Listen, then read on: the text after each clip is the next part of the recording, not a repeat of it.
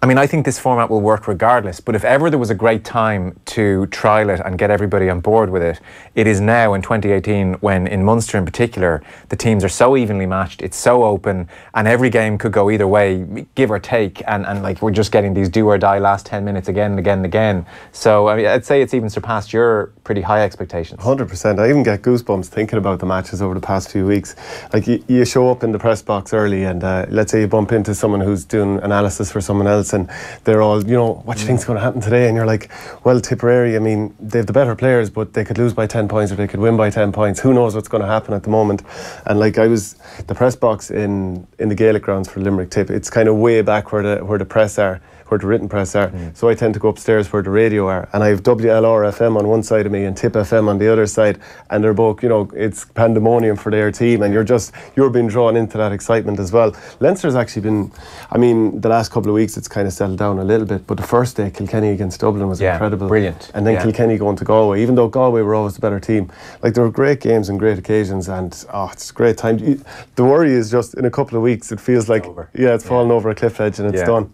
So Munster is still wide open effectively. Yeah, it's nuts. I mean, you can't really, like we talked about it just beforehand, it's very hard to say who's where and, you know, who's doing what right and who's doing what wrong. I mean, you look at Tipperary and you think Tipperary in 2018 look a bit like Mayo in 2017.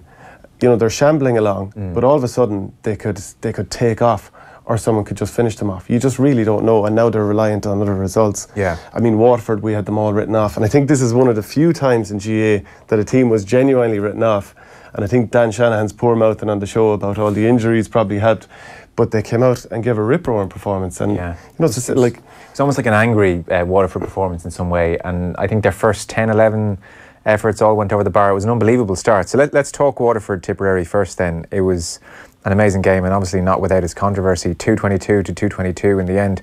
Jamesie, on Shane's point that they're not sure, in that parallel way to maybe Mayo last year, if Tipperary are ready to be destroyed and put out of their misery, or if they're potentially going to take off. There is a distinct feeling of papering over the cracks in many respects, but then they're not giving up either. They're a difficult team to read just now. Yeah, I mean, you know, there's one school of thought that they're, you know, like a punch-drunk boxer on the ropes, and, you know, I'm certainly hoping that Clare can administer the last rites and land the knockout blow, thrown out all the cliches now, Joe, on Sunday. But, you know, I thought there were little signs. You know, Carl Barrett certainly gave them an injection, you know, of energy and pace when he came onto the pitch. Bonner made a difference. Brendan Maher had a super second half. And, you know, I just think the big issue for Tip is the quality of ball going into their inside forward line. You know, Callan got one really good ball in the first half and engineered a goal chance for Bubbles. And Stephen O'Keefe came out and just threw himself at it. I mean, it was a, you know, really brave save. I think he actually blocked it with his face. You know, that was the only time really in the game that, you know, Tip really cut them open and carved them open. And sorry to interrupt there, because that's a really interesting point. So you take the 2016 All-Ireland final, for instance, and the quality of ball that was going into Callan, and admittedly there was a lot of space left in that Kilkenny defence that day, but there was such thought behind the ball, and there was such intent, and it was a sympathetic pass and everything that you want. Have they just gone now to almost hit and hope territory? Like, what in 2018 is the Tipperary version of ball going in, and isn't it quite an amazing thing that they would have gone backwards in that department when they had mastered it at one point? Yeah, for me, and look at Shane's the tip man, I mean, that to me is the crux of it. I mean, it's like that they've forgotten everything that was good about 2016. I mean, you know, with Callan, Bubbles and McGrath, like if you get quality ball bouncing in front of those guys, you know, with the telepathic understanding I think they have at times, I think they're very, very hard to play against. Now, one thing that I'm not so sure about, and it's just a different thing. Like Jason Ford's form during the league was so good that you had to start him, and again he played well last Sunday. But like if he's full forward and Callan's in the corner, you know, our Tip a better team. I'm not sure that they are, and sometimes. As in you want Callan at full forward. Sorry? You want Callan at full forward? I think Callan's still at full forward, even in terms of laying off the ball. I still think that that's his best position where he's centrally involved. I think he's just easier to kind of tie down in the corner. And I think himself, as an experienced player who's, you know, played for Tip for so long now, I think that would be his preference as well. And I still think with him at his best, if he can get his confidence back up, you know, Tip are a better side. Just one thing on Munster as well, John. talking to the brother of Christie this morning, and he said that somebody said this morning somewhere that there are still 81 possible permutations in Munster. With two rounds of matches left, which is absolutely incredible. But that's it. Who knows? And I would say there's smoke coming out of Christie's ears with the amount of statistics that have been generated over the last number of weeks. It is like complete overload. I'd say there's too much to handle. Yeah, and like I've seen the recording method. It looks ingenious, but he just produces these nuggets for information. I might put your points to Shane, and then you can pick up wherever else you want to go. So, James, you talked there about maybe the biggest difference being potentially the quality of ball going in, maybe a question mark over Callan as well. What are you seeing? Yeah, I'm definitely seeing an issue with the ball going in, but I did think for the first half and for a little bit of the second half that there was an attempt to try and hit space with the ball. Okay. And Christie came up with that example of when Callan received the ball, did the over-the-head hand pass, and then Bubbles should have got a goal after John McGrath's pass. And that was one perfect example. And a couple of minutes later, Paddy Maher came out with a ball and he pinned it into the far flank for Jason Ford, who had a shot and hit it wide. So I did feel there was an attempt to do that. But eventually they resorted to the old thing of, let's put snow on the ball here. And it's very easy. Like, if you don't look at where you're hitting that ball and you turn a good ball into 50-50 possession, it's very easy for a team who, especially when they had a spare man, as Waterford did in the second half, to mop up the ball. And like, I've played in the sweeper position before, and when you're on top and the ball is coming down slow, it's the easiest position in the world. And as Mark Coleman found out for Cork, if the ball's been hit into the right areas, you can be as fast as you like, but if that ball is put in the corner where Seamus Flanagan or Graham Mulcahy wants it, it's very hard to get there. Well, I always think, and the way the sweeper is talked about in hurling, I find it absolutely hilarious that the sweeper should be any kind of issue in hurling, because you should be able to beat the sweeper with a good ball with your eyes half closed. Like in other sports, it's a bigger deal. Football, it's a much slower game and you have to be more accurate. But I mean, a hurling sweeper should be taken out of the game left, right and centre. 100% they should, because it's only in the position in the field that sweeper is standing that they have a numerical advantage. You know, in soccer, for example, the whole team moves forward and back together. In rugby, they all move back. But whereas and like even in Gaelic football, that's somewhat true. But in hurling, if you move the ball up the field, pass it through the hands, and then have the person who's delivering on the front foot, and it's not always that easy to do. You can definitely take the sweeper. No, I appreciate it comes into play if the sweepers forwards are putting the ball coming out under pressure, then it's maybe a bit more predictable. So, so there's Tipperary. The other thing I want to ask you, Shane, about Tipperary was, so the other area you'd be slightly concerned about them, and where it seems Michael Ryan is trying to figure out things, is in defence. We were just chatting before we came on air, and you were saying, well, Tipperary currently don't overly protect their defensive line, so you are thrown out a little bit to fight for yourself. And we have Seamus Kennedy trying to do that at full back. It's a specialist position in hurling. James Barry's not there anymore. Yeah, he's on the bench. So there's who knows what's going on there, but so that's a big area of concern. If you're Michael Ryan and you're talking about the business end of this season potentially, then they're going to have to sort out something there. Yeah, well, like, again, and to use an analogy from another sport, Tip are playing too high a line. So their half-back line, their midfield and their half-forward line are getting shoved too far up the field, and that's allowing opposition teams to have a huge amount of space to hit the ball into. And if there's movement going on up front, which Tip don't do at the other end, by the way, or not enough of, then you're kind of very much left in the deep water. And like, as a cornerback, I suppose you earn your crust by being able to get out in front for those balls.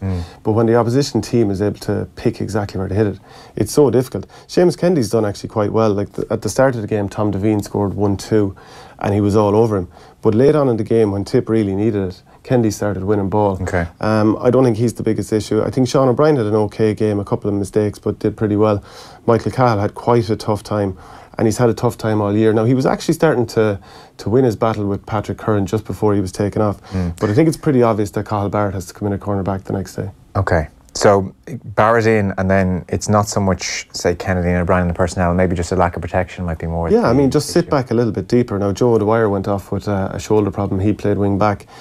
He might be a doubt as well, and it'll be interesting to see who Tip play because of that. But, you need to set up the team to sit a little bit deeper and protect. Because as well, if you sit deeper with 12 of your team and leave the inside forwards above, or even run into. It's not a defensive ploy. It's actually open up space for the attackers.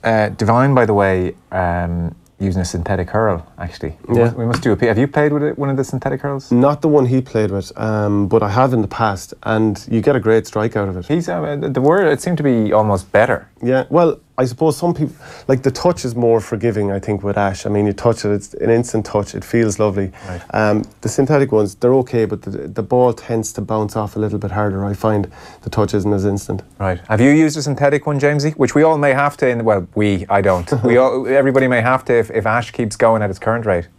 Yeah, I mean, I know some goalies, even say down club schools level, the Cool Tech will give you an extra 10 yards, I think, on the puck out and that. But I'd imagine it's easy exception rather than the norm. So there's not too much to say about the Austin Gleeson, the goal that wasn't, except that the umpire didn't go out to make the mistake. It was a really, really bad mistake. I mean, if anyone wants to step up and hammer the man, they can. I don't really know what we're meant to say. He didn't intend to. It happens. Yeah, what's the point? I mean, the biggest issue here is that Waterford, in the last 20 minutes, haven't been miles ahead. They lost the last 20 minutes 2-8 to 3 points. So that's the bigger issue here, that I'm a Tipperary man and they didn't score from the 53rd to I think the 66th or something. That like key part of the game they didn't score. And I mean, I'm a Tipperary man and I'm saying 100% that wasn't a goal. It shouldn't have been allowed. And I wouldn't massively contest Michael Cahill getting sent off. I think it's a little bit harsh, but the ref probably got it right. Yeah. But and maybe Austin Gleeson could have gone for a helmet pull as well. But the real problem here is that Waterford allowed themselves to collapse because they had the game won. All they had to do was just shut up shop. And I mean, Brick made a simple handling error, but he was actually doing brilliant as the sweeper. So I mean, that's misfortunate, but you should still be seeing the game out. Yeah, Jamesie, your thoughts on why Waterford didn't see the game out, and firstly, if there is an issue with the goal, the Gleeson catch, just who's picking these umpires? Is it the referee's friends? Do we know what training the umpires are getting? All of that area, that's long been a bone of contention from any in the GAA, that it's not as transparent maybe as to who ends up on those in those umpires' positions. Yeah, I suppose. I mean, listen, it's what's custom and practice. The referee, I said this on Sunday evening, Joe, afterwards. The referee has his team, and they acquire probably the same experience he does because they travel with him, up to the ranks, club, county finals, inter-county, maybe minor, colleges matches, and then you get you earn your spurs that way. You do league matches and ultimately championship matches. And listen, Alan Kelly is an experienced referee, and so you trust in the referees to pick the right umpires effectively. Yeah, but again, I suppose, Alan Kelly was let down by his umpire on Sunday evening. I mean, there's no, for me, the issue is you can't make a call like that unless you're 100% certain. And he couldn't have been 100% certain, and therefore, it was just a bad decision. And as I said on Sunday evening, it has ramifications for everybody because Clare now, Clare could have been going to Thurles and effectively was a dead rubber for Tip on Sunday if they'd lost, because that's it. They're mathematically impossible even beating Clare. So, but listen, it is what it is. It's not the first time someone has, to err is human. I mean, it's not the first time that someone has made a mistake, and it was a genuine mistake on his part. I mean, there's no, and listen, there's probably no one feeling worse than that man all week. But it is what it is, and I think a lot of credit to Pádraig Mahoney and Derek McGrath and the Waterford camp in general for listen, accepting it and showing a lot of grace, and I suppose after the game, and they move on. Why did Waterford not see it out? It might have been, and the reality is, Joe, like if you're a Waterford player, did you really believe that you could take down Tip going up there? Given the players that they were missing, given that Kevin Moore was unavailable as well. Gleeson certainly didn't look sharp. He had a couple of wides, and I don't know if he really believed, that they could win, and they just couldn't buy a score. They went from, I think it was 15 minutes in the second half where if they just couldn't get their hands on or get the ball into the hands of Pádraig Mahoney or one of the real shooters. They weren't necessarily having loads of wides. They actually weren't even just engineering much. And they didn't. And they were pretty efficient all day. You said in the first half they were unbelievably economical with the ball. Yeah. But they just couldn't buy a score. And Pádraig Maher and Brendan Maher in the Tip half back line, I mean, they started to get on top, and just for Stephen O'Keefe, it was nearly like hitting the wall. Interestingly, Joe, I mean, they conceded 12 points to Tip without the sweeper playing orthodox, for 35 minutes, and conceded the 2 goals and whatever it was, 10 odd points in the second half with the sweeper. But I mean, and huge credit. It was Gleeson who went as sweeper, wasn't it, when Cahill was sent off? Yeah, Gleeson went as sweeper. But funnily enough, then Watford or Tip brought on Bonner to pick up Gleeson, and Brick ended up as a sweeper. So I mean, Michael Ryan made some good decisions. Now again, it was a case of habit. I mean, he took 2 McGraths off, he took Bubbles off, You know, and he got more energy onto the field, and those guys that came on, particularly Bonner and Carl Barr, turned the match for them. Yeah. Well, they host Clare then on Sunday, 2 o'clock. So on Saturday, Wexford Galway, it wasn't quite the event we maybe hoped for, and there was a feeling that maybe in Wexford in particular that they might rattle Galway, and it didn't happen. So Galway still look far and away the most impressive team in the country thus far. But between Cork and Limerick, Shane, we got a cracker again. I mean, drama to the end. The last 15, 20 minutes or so was just wild. Like, we can analyse tactics and moves and all of this stuff, but there was just an element of who's going to win the next ball about this game, and I kind of didn't want either side to lose, but like this Limerick side, I think everyone's in love with. Yeah, they've got that hardiness, they've got that never say die attitude. Youth and a bit of there's oomph about them. There's not a whole lot to dislike about them. And even though they got the red card to Aaron Gillan, you know, I never felt that they were out of the game. And kind of what really kind of makes you admire them is they lose their captain and talisman Declan Hannon after 6 minutes to an unknown illness or whatever it was. John Kiley wouldn't talk about it afterwards. They lose Aaron Gillan, who looks like their new sharpshooter. And even when the goal went in the second half from Patrick Horgan, they got 9 of the next 12 points. And they, in some ways, the goal kept Cork in that game. It did, yeah, because they were so smart. Like, they were winning the ball out the field. And again, we talk about the sweeper or the spare man is only really useful in the area that he's standing. But out in the rest of the field, from the half forwards back to the goalkeeper, they were in charge of the game. And Cork probably, you know, again, they fumbled up a 9-point lead against Tipperary. This should have been a winning position against Cork. They overdid it with the ball. And Limerick, possibly just a better team out the field. I was reading, Sean Moran was making the point, I think a few people have, about thus far the number of games that we haven't had anyone in week 3 in a row winning. Now, that's tapered slightly because Kilkenny and Offaly were very much underdogs when they were in week 3 anyway, Kilkenny to Galway and Offaly in their game against Wexford. So they quite probably weren't going to win those even if it was week 1. And then at the weekend, it's Cork and Tipperary, and they didn't necessarily lose or finish weaker as such. Like, Jamesie Cork had the very last shot of the game, so you couldn't necessarily say fatigue had destroyed them. You were at that game for Sky, and it really was brilliant. It was a thing to behold. What are your thoughts on it now, 48, 72 hours on? Oh, it was cracking match. I mean, it was everything we hoped it would be, Joe. You know, end-to-end stuff, you know, drama, the sending off, which, you know, Aaron Gillan, it was needless. It was, the referee really had no choice. Cork got the goal, and you think then that, yeah, you know, they're going to see it out from here. But, you know, the character that Limerick showed, you know, I mean, John Kiley has to be thrilled with you know, how deep the side had to dig. And you know, even from John Myler's perspective, yeah, you have to be, you know, unhappy that with the second half performance in particular. But, like, Cork came back from 3 down, you know, to lead it. I mean, Limerick got the equaliser, Kyle Hayes got the point, and even at the end, Harnedy had a you know, a half chance maybe to win it. So I think both managers, you know, will take the positives out of it. Like, they had an interesting point in the Sunday game on Sunday night in terms of that, you know, Cork used Mark Coleman as a sweeper, and we'd call him Spillane, you know, up, and he said that you know, that was the plan to Mark Coleman sweeping. But Mark Ellis has kind of played that role before, and, you know, he's more experienced, he reads the game well. You know, maybe Coleman's inexperience told, and maybe that's something that if Myler could have it back, he might take another look at. But it was just, you know, the feeling that these are 2 young teams, high energy teams, and it was played at a ferocious pace. Yeah. And I thought, you know, like, we often talk about Limerick, and you know, they have to bring the physicality and the aggression, those old Limerick traits that, you know, when Limerick have that and that edge to them, I mean, you know, they're a team you never fancy playing against. But they marry that with just real, some real quality. I mean, they got some excellent scores, some really well-worked scores. What was the one, Shane, I mentioned to you across the pitch? Oh, that was Diarmaid Byrnes hitting it across to Tom Morrissey. Dan Morrissey, actually. There was real quality and bravery and composure in that. He's just a beautiful sticks man. A point I'd make about the Mark Coleman thing, and I think it's very easy to point at a sweeper and an incident or two and say, oh yeah, he mightn't have been the right guy for the sweeper. And William Egan was definitely pointed to a couple of years ago when Tipperary hammered Cork, really, when they went for the spare man back. But like a lot of the time when the ball is coming in, you have to kind of ensure that a goal doesn't happen. And the incident that was used on the Sunday game was, I'm not 100% sure who it was. Again, it might have been Flanagan who went and got a point. But like, there was 2 or 3 guys around him. You know, I mean, he shouldn't have been getting that shot off in the first place. And Mark Coleman has to protect the square in the first place as well and get between there.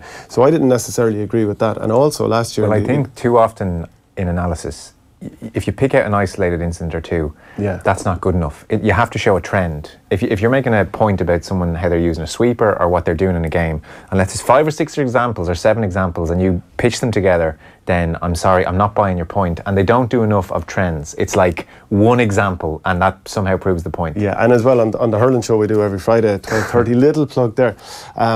That's a risk sometimes as well, because we put up a screenshot and do the analysis around it, and you do feel like that. But just back to Mark Coleman, like last year in the All-Ireland semi-final against Waterford, Waterford decided to put Brick wing forward on him, and Mark Ellis was left as the sweeper. And I didn't, like, Cork could have won that game, of course, but Brick had a huge amount of joy on Mark Coleman because they hit high ball on him and isolated him and kind of targeted him in that manner. And he had played with the under-21s, which is of course a different level, earlier that year with a really weakened Cork team and gone to town as the sweeper. So I think you have to look at what Limerick did to make sure he couldn't really get himself into the game. Yeah, that's a fair point. I think that's a little bit harsh. Yeah, there were a couple of instances though which were big moments in the match. You know, the incident with Graham Mulcahy early on in the second half when he blocked Coleman down, and then as Coleman to pick it, he flicked it away and then hit him a belt to the shoulder, and that really set the tone, I think, for Limerick. That, listen, this is the oldest guy in the team and the smallest guy on the team getting himself involved in a row, and I think the Limerick players, you know, I think took a lot from that, because like Mulcahy is a diminutive figure, but like he stuck his chest out, and there was another example in later on in the half where he got a great block again on Coleman, and I think a ricochet to Flanagan, and he put it over the bar. And Coleman and or Flanagan and Mulcahy in the two Limerick full forward line, I thought were absolutely fantastic. I mean, Flanagan. The big plus for Limerick, I mean, I saw Flanagan during the league and thought Limerick have found a guy. And with Galan as well, I know Galan was in the panel last year, they found guys in a part of the field that they needed to find them in. And Flanagan looked like Seamus Callan at times in Páirc Uí Chaoimh, and he will take massive confidence out of that game to play that well on that stage under that kind of pressure. That's a big step forward in his career if he can build on it. And the two Morrisseys as well. I mean, Dan Morrissey had to go in centre back, and did so and played with aplomb for the rest of the game. I thought he was fantastic, and Tom assumed the free taking duties when Galan went off, was brilliant from general play, but nailed every one of those frees, and there was pressure on some of those as well. So, I think for some of the Limerick players that I would have and the Morrisseys are a case in point where I've had question marks about them, that they're good, honest players. Are they really good enough though and elite enough maybe at this level? Have they got that maybe X factor that maybe you need? And to me, I thought those guys were absolutely fantastic on Sunday or Saturday night, and maybe answer some of those questions. Yeah, well, they have Waterford now at the Gaelic Grounds on Sunday. I mean, that is just guaranteed going to be brilliant, and Cork have a week off. I did want to ask you both about Offaly, but the clock is against us. We'll come back to that point and we'll see how possible it is for them to maybe rebuild in the John McDonagh, but we'll have to leave it there for the time being. Jamesie, thanks as ever, much appreciated. Cheers, Joe. Cheers, Shane. Shane was in with us, and the Hurling Show with Shane Stapleton is live on Facebook, Periscope, youtube.com/offtheball, 12:30 every Friday. I'm reliably told that you're running late for a gym session. You should be pumping iron as we speak. Yeah, cool gym session. I'm going to be under awful pressure. Probably get dropped again. Media Shane dodges gym for appearing off the ball. So 12:30 for the Hurling Show with Shane every Friday right across the hurling season. Facebook, Periscope, youtube.com/offtheball. We have a busy football show after 9. We'll also fit in a check-in on the French Open before that. GAA on Off the Ball, in association with the faster than ever Boyle Sports app for exclusive price enhancements on the biggest games around. Download it now. Boyle Sports, time to play. News Talk Breakfast. Budgie smugglers, as they're known, have been rated the UK's most hated item of clothing. They join the list, including leather trousers. I don't know, leather trousers sometimes on the right person. Tracksuits. I do like an old pair of tracksuit bottoms myself. Jumpsuits. I noticed. Deep V-neck t-shirts, sweater vests. You definitely worn vests. Don't tell me you I've never worn a vest. Yeah, I don't believe you. I don't. No, I never wore a vest. Berets. Don't wear pajamas either. Never wore pajamas either. Too much information. News Talk Breakfast in association with Air. Back tomorrow on News Talk. Fresh summer salad 6. Lettuce, cucumber, celery, tomatoes, onions and a pepper, all for 50 cents each. Lower prices never tasted so good. M&S for less. Bruce Betting are one of Ireland's leading bookmakers. Download the iOS app today to see why Bruce Betting are giving you more for World Cup 2018. Bruce Betting, your World Cup bookmaker. In store, online, and now on your phone. Please gamble responsibly. See dunlewy.net. Maeve loves to travel. She's also prone to overpacking, getting sunburnt, and snoring surprisingly loudly. But last month, she helped 3 people sell their home with Sherry Fitzgerald, and another 5 the month before that. You may not recommend her as a travelling companion. Aloha! But as an estate agent, she has exceptional local knowledge and really cares about getting the best outcome. Sherry Fitzgerald, the agent you'd recommend to a friend. Selling your home? Visit sherryfitz.ie. 1,500 coolers ready to hire from HSS Hire. Get up to 50% off a range of cooling fans, air conditioners and coolers, perfect for domestic, retail and industrial use. Call us today on 1-800 22 33 66. Visit hss.ie or drop into one of our branches nationwide. HSS Hire, you're better equipped. Some things never change, but we have. Topaz is changing to Circle K. But don't you worry, we'll still have Miles Fuels, Simply Great Coffee and our delicious food range. You should try my favourite, the falafel wrap. It's the best ever. I'm Karina from Circle K in Nutgrove. Circle K, new name, same people.